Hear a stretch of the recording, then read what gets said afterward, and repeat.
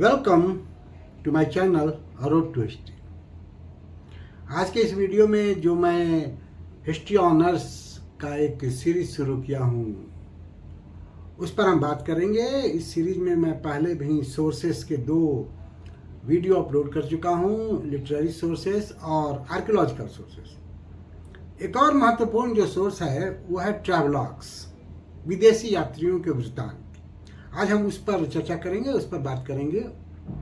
ये जो विदेशी यात्रियों के वृत्तांत हैं वो भी एक तरह से लिटरेरी सोर्स ही हैं, क्योंकि उन लोगों ने भी लिखकर ही हमें कुछ जानकारियां दी है।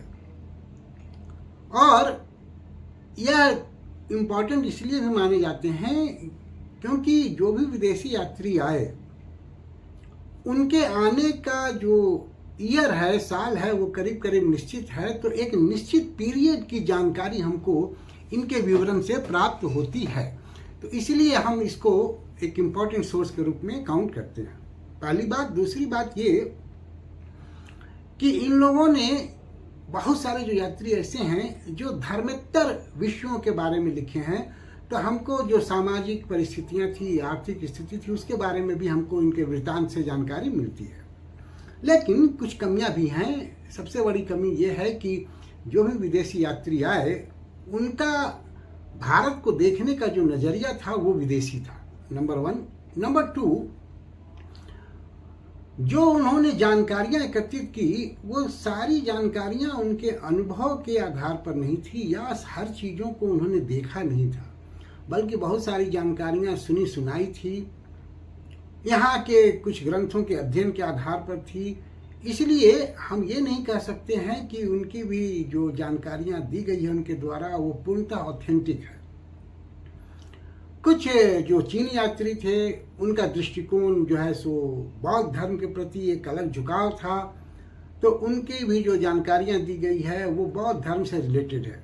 फिर और भी जो विदेशी यात्री आए यहाँ की भाषा से परिचित नहीं थे, यहाँ की परंपराओं से परिचित नहीं थे, यहाँ के रीति रिवाज से परिचित नहीं थे, तो वो अपने यहाँ के दृष्टिकोण से भारत को देखते थे और उस हिसाब से वो लिखते थे। तो हमें इनके द्वारा दी गई जानकारियों की तहकीकात करते समय इन बातों का ध्यान रखना पड़ेगा, तब तो हम सटीक ढंग से एक प्राचीन भारत के इतिहास की संरचना कर सकते हैं। इसके उदाहरण भी अभी देखने को मिलेंगे कि किस तरह से उनका दृष्टिकोण बिल्कुल अलग था।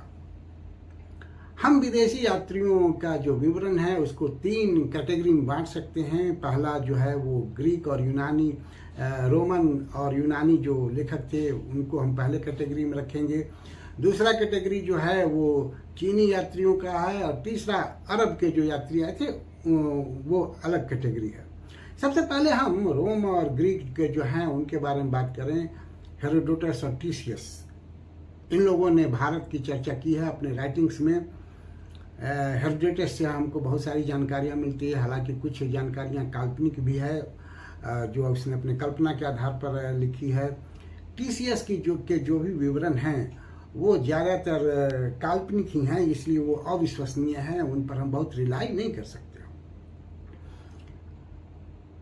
अलेक्जेंडर या सिकंदर के आक्रमण के समय कुछ इतिहासकार आए, कुछ यात्री आए, जैसे न्यूयॉर्कस आया, स्टेनोबोल्स आया, तो इन लोगों ने भी भारत के बारे में बहुत कुछ लिखा है। और अलेक्जेंडर के आक्रमण के साथ ही हम मौर्य वंश की स्थापना की तिथि भी निर्धारित करते हैं, तो बहुत सारी जानकारियां हमको इन लोगों के विवरण से प्राप्त होती है। जो भी विदेशी यात्री आए हैं उनमें सबसे महत्वपूर्ण जो यात्री है वो मेगास्थनीज है, जो चंद्रगुप्त मौर्य के दरबार में रहा था। सेल्यूकस के द्वारा वो राजदूत के रूप में भेजा गया था और पाटलिपुत्रा में वो रहता है, तो उसने बहुत सारी जानकारियां जो वो खुद देखा था या खुद अनुभव किया था उस आधार पर वो लिखता है। हालांकि उसकी जो रचना है इंडिका, वो ओरिजिनल इंडिका अब हमारे पास नहीं है, वो लॉस्ट हो गई है।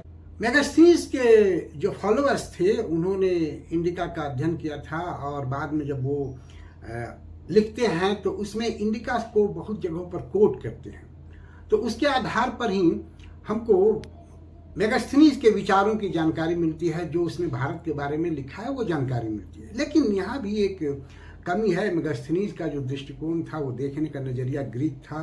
वो भारत की परंपरा, रीति रिवाज और समाज को अच्छी तरह से समझता नहीं था। जैसे उसकी दो उदाहरण हम दे सकते हैं। पहला उदाहरण यह है कि वो कहता है कि भारत में दास प्रथा नहीं थी, जबकि अन्य स्रोतों से हमको पता चलता है, इवन कौटिल्य से भी हमको पता चलता है कि भारत में भी दास प्रथा थी। अशोक के जो इंस्क्रिप्शन है उससे भी हमको जानकारी मिलती है कि भारत में दास प्रथा थी। तो ये उसका नज़रिया ग्रीक था।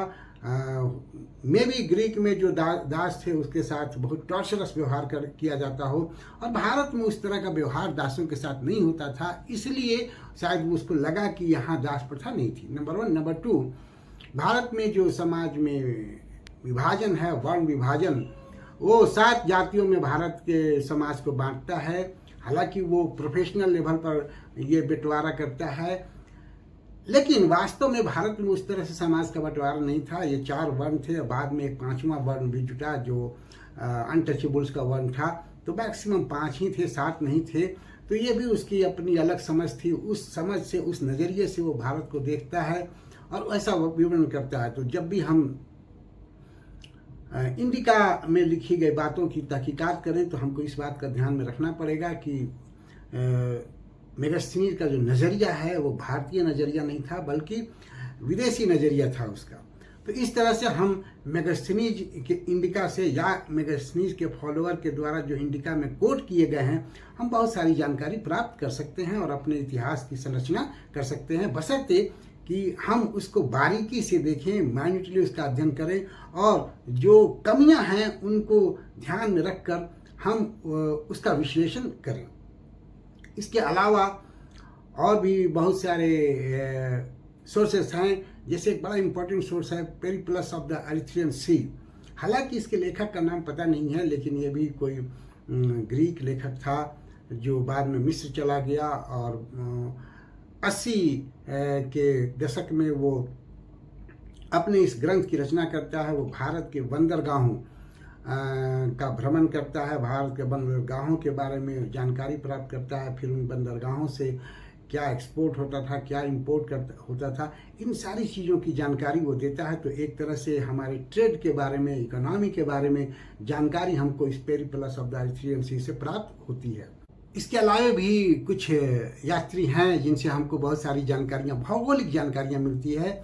जैसे अगर हम प्लिनी की बात करें तो वो 1 शताब्दी ईस्वी में यहाँ आता है और भारत के पेड़ पौधों के बारे में, पशुओं के बारे में जानकारी हमको देता है। फिर दूसरा यात्री है टॉलमी, वो 2री शताब्दी में यहाँ आते हैं और वो भी बहुत सारी भौगोलिक जानकारियाँ देते हैं। हालांकि वो जो जानकारी देते हैं वो यहाँ के जो पहले से उपलब्ध ग्रंथ थे उनके अध्ययन के आधार पर देते हैं, इसलिए उनके द्वारा भी कई भूलें हुई हैं, लेकिन हमको उसको नज़रअंदाज करते हुए और बहुत सारी जानकारियाँ हम अपने इतिहास की संरचना में उसका उपयोग हम कर सकते हैं। लेकिन उसके लिए ज़रूरी है कि इतिहासकार को या इतिहास के जो छात्र हैं उनको सतर्कता पूर्वक इन सारी चीज़ों का विश्लेषण करना होगा। अब अगर हम दूसरे कैटेगरी की बात करें चीनी यात्रियों की, तो चीनी यात्री में अगर हम युआन चांग की बात करें तो युआन चांग हर्षवर्धन के पीरियड में भारत आता है और वो उस समय के राजनीतिक सामाजिक स्थितियों के बारे में भी वर्णन करता है। वो हर्षवर्धन के बारे में बहुत सारी जानकारियां हमको देता है। युआन चांग हर्षवर्धन भास्कर वर्मन के बारे में हमको बहुत सारी जानकारियां देता है, यहाँ के परंपराओं के बारे में, रीति रिवाज के बारे में, शिक्षा पद्धति के बारे में जानकारी देता है। इस सिंह यहाँ आता है तो बहुत दिनों तक नालंदा विश्वविद्यालय में, तक्षशिला विश्वविद्यालय में रहता है, तो बहुत धर्म की तो जानकारी वो देता ही है, साथ में यहाँ के खान पान, वेशभूषा की भी जानकारी देता है। लेकिन हमें ये भी याद रखना होगा कि खास करके फाहियान इत्सिंग जो है वो राजनीतिक या राजाओं के बारे में बहुत कम लिखते हैं। बहुत सारे उस समय जो राजा थे, जो राज करते थे, इवन उनका नाम भी वो मेंशन नहीं करते हैं।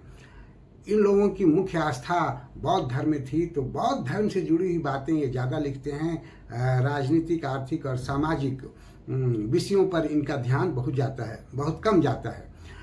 युआन चांग हर्षवर्धन के बारे में लिखता है कि वो महायान बौद्ध धर्म को अपना लिया था और बहुत सारे और उसके प्रचार प्रसार का कार्य करता था, और ये भी लिखता है कि वो अन्य धर्मों को आदर नहीं देता था, उनका सम्मान नहीं करता था, जो बहुत हद तक सही नहीं है।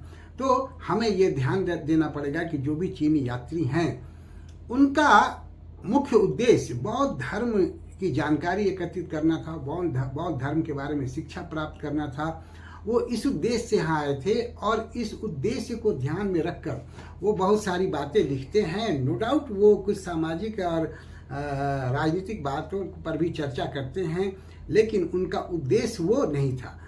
फिर भी हम इनके वर्णन से, इनकी रचनाओं से उस समय के समाज के बारे में, बौद्ध धर्म के बारे में और कुछ राजाओं के बारे में, खास करके हर्षवर्धन के बारे में तो हम जानकारी प्राप्त कर सकते हैं। तो ये भी हमारे लिए एक महत्वपूर्ण स्रोत है। प्राचीन भारत के इतिहास की संरचना करने के लिए हम इसका उपयोग कर सकते हैं। इसके बाद अगर हम अरब के जो यात्री हैं उनकी चर्चा करें तो अरब के यात्री में भी कुछ महत्वपूर्ण यात्री हैं जिन्होंने भारत की संरचना, इतिहास की संरचना में एक महत्वपूर्ण योगदान दिया है। सर्वप्रथम सुलेमान 9वीं शताब्दी में भारत आता है और वह पाल और प्रतिहार राजाओं के बारे में बहुत सारी जानकारी हमको देता है। फिर 1941 से 1943 तक अल मसूदी भारत में रहता है और वह राष्ट्रकूट राजाओं के बारे में हमको जानकारी देता है। लेकिन जो सबसे महत्वपूर्ण अरब का यात्री है जो महमूद गजनवी के पीरियड में भारत आता है वो है अबू रिहान, जिसको अल बिरूनी भी हम कहते हैं। अबू रिहान की एक मशहूर पुस्तक है, ग्रंथ है किताबुल हिंद या तहकीक हिंद, ये दो नाम है उसके, तहकीक हिंद और किताबुल हिंद। इसमें वो भारत के विषय में बहुत सारी जानकारी देता है, भारतीयों के विषय में जानकारी देता है। कुछ इतिहासकार तो ये भी कहते हैं कि वो भारतीयों के बारे में लिखता है कि भारत के लोग झूठ नहीं बोलते थे, भारत के लोग मौत से नहीं डरते थे। वह भारत में आकर संस्कृत अध्ययन करता है, संस्कृत का अध्ययन करके यहाँ के ग्रंथों का अध्ययन करता है। यहाँ के गणित, खगोल शास्त्र, भौतिकी, विज्ञान, दर्शन शास्त्र, ज्योतिष शास्त्र, इन सभी चीज़ों की चर्चा वो अपने ग्रंथ में करता है और इनके बारे में वो जानकारी देता है। हालांकि हमें ये बात भी ध्यान में रखनी होगी कि वो जो भी लिखता है वो सारी चीज़ें वो अपने अध्ययन या अपने अनुभव के आधार पर नहीं लिखता है, या जो देखा है वही नहीं लिखता है, बल्कि बहुत सारी चीज़ें जो भारत में पहले से ग्रंथ थे उन ग्रंथों का अध्ययन करके उनके आधार पर भी वो लिखता है। तो हम ये नहीं कह सकते हैं कि वो सब कुछ उसने देखा था या सब कुछ का उसे अनुभव प्राप्त था और उस अनुभव के आधार पर वो लिखता है। फिर भी उसकी जो ग्रंथ है वो भारत के इतिहास को, भारत के सामाजिक राजनीतिक इतिहास को, यहाँ के धार्मिक स्थिति को जानने के लिए एक बहुत ही महत्वपूर्ण स्रोत है विदेशी यात्रियों के स्रोत में, और उसको इसीलिए फर्स्ट इंडोलॉजिस्ट भी कहा जाता है अल बिरूनी को। तो अल बिरूनी अरब यात्रियों में सबसे महत्वपूर्ण यात्री है जो हमारे सामने एक इम्पॉर्टेंट सोर्स, एक ग्रंथ के रूप में प्रस्तुत करता है जिसके आधार पर हम प्राचीन भारत के इतिहास की संरचना कर सकते हैं। तो इस प्रकार हम देखते हैं कि जो भी यात्री प्राचीन काल में भारत आए, चाहे वो ग्रेको रोमन हो या चाइनीज हो या अरब के हों, उन लोगों ने अपने अपने हिसाब से, अपने अपने नज़रिए से या जिन चीज़ों में उनकी रुचि थी उस रुचि के हिसाब से भारत के बारे में बहुत कुछ लिखा है, जिसका हम मैन्युटली तहकीकात करें, सतर्कतापूर्वक जिसका अगर विश्लेषण करें तो उस विश्लेषण के आधार पर हम भारत के प्राचीन इतिहास की संरचना कर सकते हैं और यह भी हम एक महत्वपूर्ण स्रोत के रूप में उपयोग कर सकते हैं। तो आज के इस चैप्टर में, इस वीडियो में इतना ही। उम्मीद है कि आपको अच्छा लगेगा और आपके लिए ये इन्फॉर्मेटिव होगा। आपके हिस्ट्री ऑनर्स में या जिनको हिस्ट्री से सरोकार है, जो हिस्ट्री को जानना चाहते हैं, उनके लिए इन्फॉर्मेटिव होगा, उनके लिए उपयोगी होगा। तो आप मेरे वीडियो को देखें, मेरे चैनल को सब्सक्राइब करें, अपने दोस्तों को भी सजेस्ट करें। Thank you for watching me. See you again with a new chapter of History Honors. Thank you again.